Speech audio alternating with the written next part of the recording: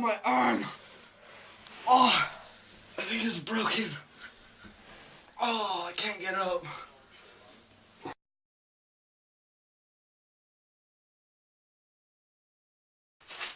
Hello, welcome to the X-ray.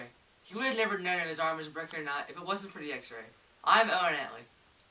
And I'm John Flores. We're going to teach you a little bit about how the X-ray changed the world.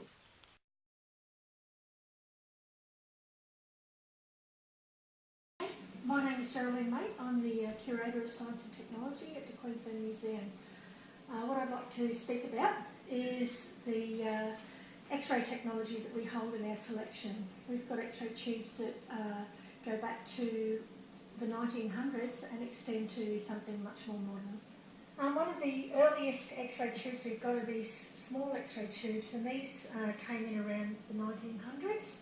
X-ray experiments were first done in January 1896 in Europe, but by July in 1896 X-ray experiments were being done in Brisbane as well. This is an example of an X-ray tube from 1912, which clearly shows some of the physical science behind the X-rays. So basically there's a cathode and an anode in the X-ray tube, and the cathode shoots electrons in which are focused on what's called an anticathode, which is this metal piece in the middle, and that then emits X-rays which are directed and used to take the medical photos. Some of the additional material we have to support our X-ray tube collection are things like X-ray plates, which is the original way the X-ray images were developed, and also things like protective wear like the safety goggles, leg line, aprons, gloves and so forth. And our collection actually extends to some of the more modern X-rays. This is a rhodium X-ray tube, and these components would be something that we would see more recently in X-ray machines. Medical imaging now has gone much further, and they're using some very high-tech equipment such as the synchrotron in Monash to do medical imaging at a much higher wavelength, and also to give them more detailed pictures. One of the things that having a collection like this means is that we can see where our scientific principles have come from and how far they've brought us today in terms of modern technology for medicine.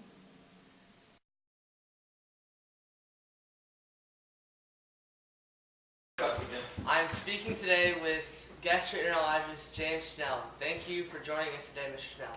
Thank you for having me. And my first question is, how does the X-ray affect your job as a doctor? Well, we rely on X-rays every day to diagnose and treat diseases. Every day I'm ordering several X-rays which help me to determine what exactly is happening inside a patient when they come in with a specific complaint. So it's a major asset to my practice in diagnosing and treating disease. Well, what medical procedures would you not be able to do without the X-ray? Well, without the X-ray, we really wouldn't have much idea about what's going on within the patient's body. Procedures specifically, if we don't know what's happening within the patient, we have to do a lot more maybe unnecessary procedures to try to diagnose those diseases. What do you have to say in knowledge as a doctor without the X-ray? Absolutely not.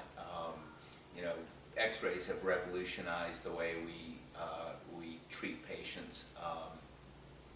There was a time before X-rays where patients would undergo unnecessary surgeries to try to determine what was causing a specific symptom. For instance, appendicitis. Probably 20 or 30% of surgeries for appendicitis were unnecessary because the appendix was not sick. But now with X-rays, specifically CAT scans, we know exactly what's happening to them, and we don't have to operate unnecessarily. What do you think the world would be like without the X-ray? Oh, I think it'd be much different.